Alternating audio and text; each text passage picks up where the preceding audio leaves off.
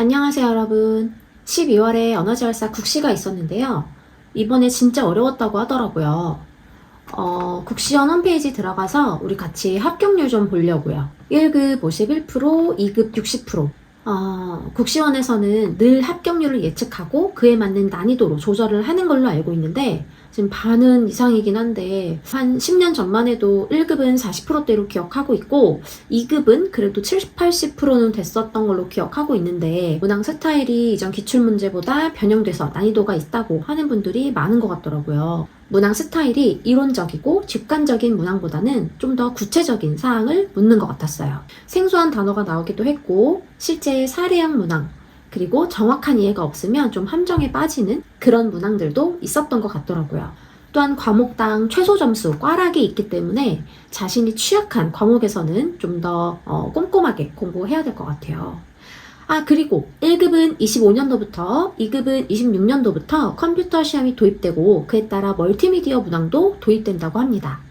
대상자의 임상적인 양상이나 검사, 과정 등의 이런 직무 관련된 동영상을 보고 두세 문항을 풀어야 한다고 하니까 놓치는 장면 없이 꼼꼼히 봐야 될 것 같아요. 어쨌든 합격하신 분들 너무 축하드립니다. 자, 이제 우리 학교에 자격증 신청하시고 취업하셔야 되잖아요. 어디에서 근무할 수 있고 또 어떤 장단점이 있는지 한번 알아볼게요. 우선 근무 형태는 프리랜서와 정규직이 있어요. 프리랜서는 한 기관에 2에서 3회 치료 스케줄을 직접 배정받아서 치료가 있을 때는 출근하고 없으면 퇴근하시면 돼요. 그래서 토요일 하루만 출근할 수도 있고 일주일에 두세 군데 출근하기도 합니다. 정규직은 대부분 출퇴근 시간이 정해져 있고 치료가 없더라도 출근을 해서 치료 준비나 회의, 맡은 업무를 하는 등의 일이 있을 수도 있어요. 급여 체계는 연봉 테이블이 있는 것과 기본급의 인센티브를 받는 곳, 그리고 비율제 이렇게 있는데요. 전자는 기관에서 일정 기준에 따라 정한 것이고 그 치료실에서 내가 하루에 몇 케이스가 있는지와 급여를 거꾸로 계산해서 한 회기당 내가 받는 치료비를 계산하셔서 너무 박봉인 곳은 피하시는 게 좋겠지만 그곳에서의 경험이나 경력이 더 중요하다고 여겨지신다면 얼마든지 지원해 보시는 것도 큰 자산이 되실 것 같아요. 기본급의 인센티브를 받는 곳은 기본급이 한 달에 100케이스를 보장하는 기본급이라고 한다면 이걸 초과하는 회기수에 대해서는 인센티브로 지급한다는 거예요. 한 회기에 3만원, 한 달에 110케이스를 했다면 내가 30만원을 더 받게 되는 거죠.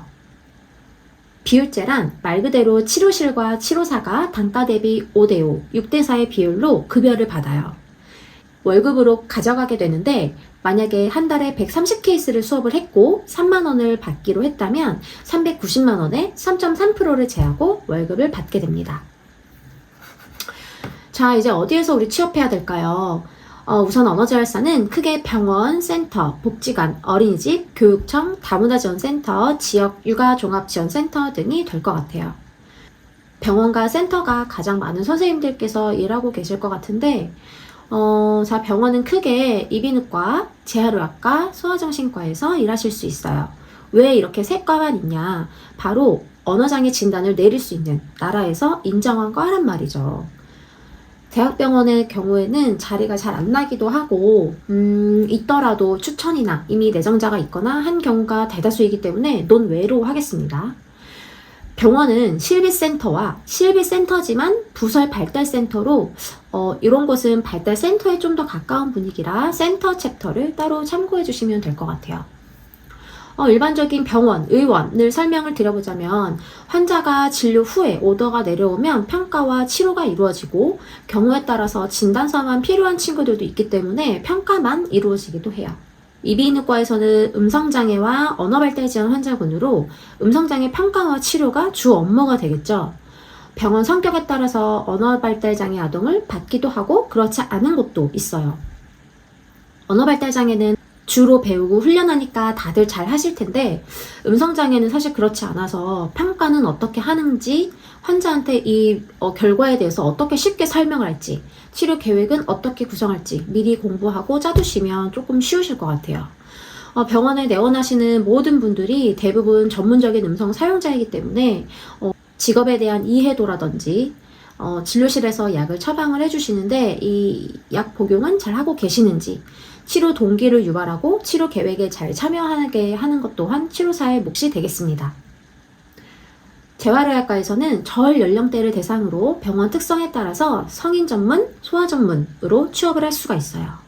성인은 어떤 케이스가 많을까요?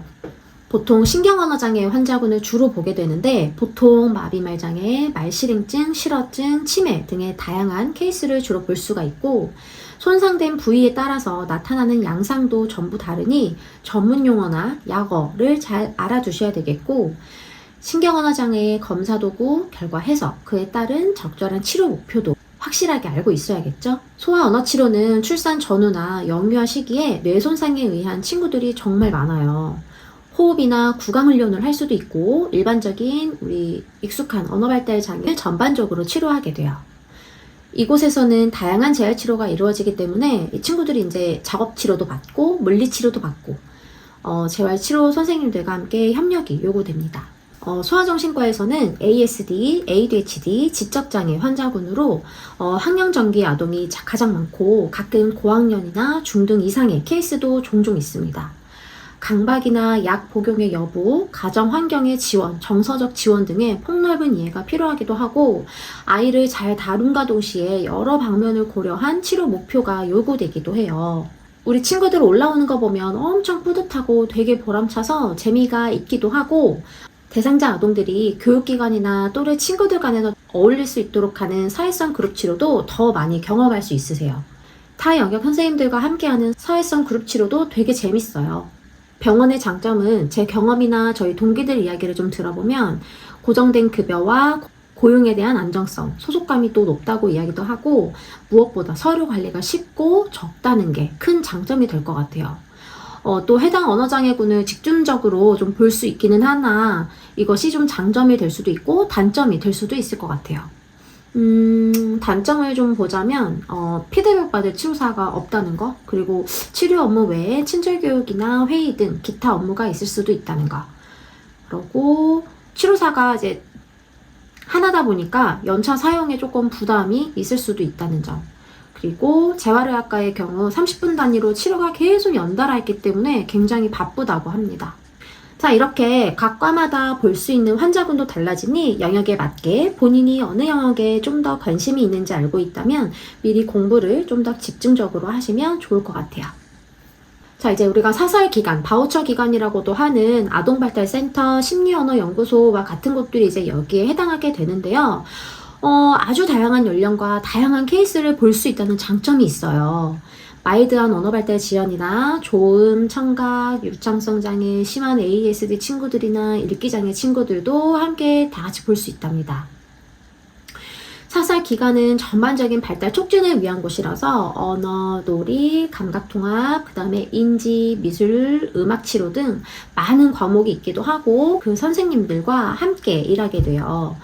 다른 영역 선생님들과 교류도 활발하고 좀 자유롭고 모두가 서로 존중하는 비교적 수평적인 구조로 편안한 분위기에서 근무하실 수 있다는 게 장점이 될 수 있을 것 같아요. 그리고 타 영역 선생님과 궁금한 것들을 좀 해결할 수도 있고 스터디, 사례회의 등을 하면서 조금씩 영역에 대한 이해도도 생기고 이 친구한테 어떤 치료가 필요한지 인사이트가 생기기도 해요. 언어만 해도 되는 친구도 있지만 언어만 해서는 부족한 친구도 있어서 더 이 아이를 어떻게 좀 더 좋은 방향으로 이끌어 나갈까, 부모님을 어떻게 치료에 좀 더 참여시킬 수 있을까 하는 고민들을 선생님들과 함께 나누다 보면 답이 또 나오기도 하고 선생님들과 더 끈끈한 정이 생기기도 해요.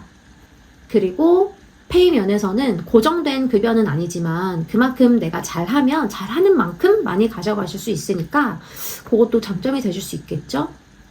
그런데 이제 장점만 있을 순 없잖아요. 바우처 기관이다 보니까 나라에서 지원을 받고 이용자들이 이용을 하는 거라 이 대상자가 여기에서 이 치료사한테 그 시간에 진짜 치료한 게 맞냐, 무슨 내용으로 했냐라는 증거가 필요해요. 그래서 그걸 증빙할 수 있는 다양한 여러 근거와 이제 자료가 필요한데 이게 생각보다 좀 힘들다는. 그리고 치료가 끝나고 바우처 카드로 이제 치료사가 결제를 하는데 이것도 생각보다 저희 지역은 시간도 딱딱 맞춰야 되고 앞뒤 타임에 이제 차질이 생기면 안 되는데 자꾸 어머님은 궁금한 게 너무 많으시고 결제 시간이 미뤄지고 이러면 좀 곤란한 경우가 생길 수도 있다는 거. 그래서 아까 말한 이 서류하고 결제하고도 붙여야 해서 이 서류 감사 시즌이 오면 늦게까지 센터가 남아있기도 합니다. 그러니까 이거를 그때그때 하면 좀 힘들진 않은데 참 그게 어렵더라고요. 자, 이제 복지관 이야기 해볼까요? 어린이집도 비슷한데 제가 경험을 해본 건 아니지만 제가 아는 만큼 좀 설명을 드려보자면, 복지관은 우리 동네에 이제 복지관 종류가 다양한데 그 중에서도 장애인 복지관, 종합복지관 안에서 발달지치 아동을 대상으로 특수교실이나 뭐 심리치료, 운동치료 다양한 교실이 있어요. 복지관은 치료 비용이 10,000원부터 시작해서 한 40,000원 정도? 사설 센터에 비하면 진짜 저렴하잖아요. 그래서 저소득층이나 수급자 가정을 우선으로 뽑고, 페이는 마찬가지로 정규직이나 프리랜서로 일할 수도 있어요. 정규직의 경우에는 4대 보험은 물론이고 퇴직금, 복지포인트, 교육비 지원해주시는 곳도 있더라고요. 그런데 이제 복지관이다 보니까 이용자분들과 함께하는 행사가 진짜 많다고 들었어요. 그 행사에 이제 선생님도 같이 함께 하실 수 있다는 거. 그리고 복지관 서류가 진짜 많다고 하는데, 우리 언어치료 관련 이제 서류도 그렇지만 사회복지 관련된 서류 업무가 많다고 알고 있습니다. 어린이집은 장애통합 어린이집에서 각 반에 아이들 수업 시간에 따로 나와서 언어치료만 40분 하고 순서대로 그렇게 진행이 되는데, 마찬가지로 수업이 없을 때에는 관련 업무를 좀 도와야 할 때도 있다고 하고, 부담임의 성격으로 반에 가서 보육 지원을 하거나 오전에 차량 등의 치료 외적인 일이 많다고 합니다. 그런데 제 동기가 이제 어린이집에 다니고 있는데 그런 사항이 일절 없고, 평가와 치료, 그다음에 부모님께 드릴 서류 작성, 주기적인 진전 보고서 작성하고 요 정도라고 하더라고요. 원마다 다른 것 같아요, 이것도. 그런데 이제 이렇다고 해서 좀 별로다라기보다는 9to6로 일을 하면서 고정된 급여를 받고 노동자로 보호를 받고 이제 각자 장단점이 있기 때문에 현재 나의 상황, 결혼이라든지 이사, 임신, 출산 등을 자신의 상황에 맞게 가시면 좋지 않을까 싶어요. 자, 이제 이 근무 기관을 어떻게 알아보냐. 네이버에 아이소리몰 구인구직을 들어가시면 진짜 많이 나오거든요.